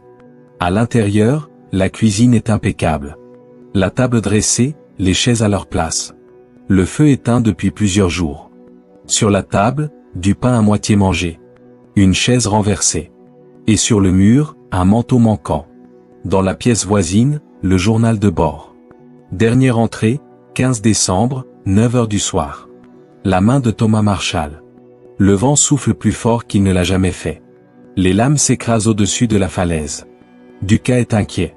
MacArthur prie. Et la ligne suivante, datée du 15 au matin. La tempête continue, mais le vent est tombé. Dieu est au-dessus de tout. Après ça, rien. Moore explore les alentours. Au pied de la falaise ouest, il découvre des dégâts impressionnants. Des caisses éclatées, un rail de grue tordu. Une corde arrachée. La violence de la mer a tout balayé. Mais aucune trace des hommes. Pas un corps. Pas un vêtement. Rien. 3 gardiens de phare. 3 manteaux. Et le silence. Le rapport officiel est rédigé quelques semaines plus tard. Conclusion. Les 3 hommes auraient été emportés par une vague géante. L'un d'eux, voyant un danger imminent, serait sorti en hâte pour sécuriser le matériel. Les autres l'auraient suivi, et tous 3 auraient été submergés. Une explication logique, technique, acceptable. Mais pas suffisante. Car plusieurs détails résistent à la raison. Pourquoi l'un des manteaux restait-il à sa place? Pourquoi la porte était-elle soigneusement verrouillée? Et surtout, comment expliquer les prières mentionnées dans le journal? Alors qu'aucune tempête n'avait été signalée ces jours-là? Les habitants des Hébrides, eux, n'ont jamais cru à la vague. Ils parlent d'un chant dans le vent, d'un appel venu de la mer. Certains disent que les gardiens ont entendu leur nom murmurer, et qu'ils ont répondu. D'autres racontent qu'un bateau fantôme aurait été aperçu. Une goélette sans équipage, qui rôde depuis des siècles autour des îles Flannant. Et puis il y a ceux qui croient aux esprits. Les Selkis, les Maras, les revenants des profondeurs. Des âmes noyées qui reviennent réclamer la lumière qu'on leur a volée. Le mystère d'éléants morts est de ceux qu'on ne peut ni prouver, ni oublier. Parce qu'ils parlent à quelque chose de primitif. La peur du vide. L'idée que même la lumière peut s'éteindre sans raison. Pendant des années, les nouveaux gardiens ont refusé d'y dormir seuls. Certains entendaient frapper à la porte au milieu de la nuit. D'autres disaient voir 3 silhouettes au bord de la falaise, immobiles, regardant vers la mer. Et chaque fois qu'une tempête se levait, le phare clignotait d'une manière étrange, comme si quelqu'un d'autre, là-haut, l'allumait encore. Ce qu'on sait, c'est qu'Éléant mort n'a jamais pardonné. Les marins la craignent, les oiseaux la contournent, et les navigateurs la voient parfois disparaître dans la brume avant de réapparaître quelques heures plus tard. Comme si l'île elle-même respirait. Le phare, lui, fonctionne toujours. Automatisé depuis 1971, plus aucun homme n'y vit. Mais les gardiens qui y sont passés jurent qu'au coucher du soleil, quand la mer se calme et que la lumière devient dorée, on entend encore 3 voix, l'une grave, l'autre jeune, et la troisième, plus rauque, qui murmure. La lumière, la lumière. Le mystère des phares d'Éléant mort ne tient pas dans les faits. Il tient dans ce qu'il laisse derrière lui. Une table dressée. Une lampe encore allumée. Et l'absence de 3 hommes qui avaient juré de ne jamais quitter leur poste. Il y a dans cette histoire quelque chose de pur. Comme si la mer avait simplement repris ce qui lui appartenait. Les phares éclairent pour prévenir les autres du danger. Mais celui-là n'a prévenu personne. Il a simplement continué de briller, dans le vide. On a traversé des visages, des lieux, des années. Des plages, des phares, des routes. Des chambres d'hôtel et des morceaux de ciel. Et à chaque fois, quelqu'un s'est effacé. Mais ce qu'ils ont laissé derrière eux n'est pas le vide. C'est une empreinte, presque inaudible. comme un souffle qu'on perçoit encore dans les interstices du monde. Les disparus ne disparaissent pas vraiment. Ils se transforment en échos. Des sons faibles, persistants, qui se glissent dans nos rêves. Dans les souvenirs de ceux qui continuent à chercher. Il y a les disparus qu'on nomme, ceux dont les photos circulent, et ceux qu'on oublie trop vite. Mais tous partagent la même chose. Une frontière invisible entre le visible et l'invisible. Certains ont été pris par la mer, d'autres par la nuit, d'autres encore par quelque chose qu'on ne saura jamais nommer. Et si le vrai mystère n'était pas leur absence, mais la place qu'ils laissent en nous? Quand on écoute ces histoires, on croit chercher des explications. Mais ce qu'on cherche vraiment, c'est du sens. Le sens d'une vie qu'on ne comprend plus, d'une route qui s'interrompt sans raison, d'un signal radio qui s'éteint au milieu du bruit. Ces disparus nous rappellent une chose simple. Le monde est plus vaste que nos certitudes. Et parfois, il ne s'agit pas de comprendre, mais d'accepter de ne pas savoir. Les disparus du silence ne crient pas. Ils attendent. Ils dorment dans les interstices du temps, dans les vents du large, dans les fréquences oubliées de nos souvenirs. Et peut-être qu'un soir, en fermant les yeux, tu entendras leur murmure. Nous ne sommes jamais vraiment partis. Tu viens d'écouter les disparus du silence, une exploration des histoires vraies où la raison s'arrête. Merci d'avoir plongé avec moi jusqu'au bout. Si ces voix t'ont accompagné cette nuit, abonne-toi pour ne pas manquer la prochaine descente dans l'inconnu. Ici, on ferme les yeux non pas pour fuir le monde, mais pour mieux l'entendre respirer.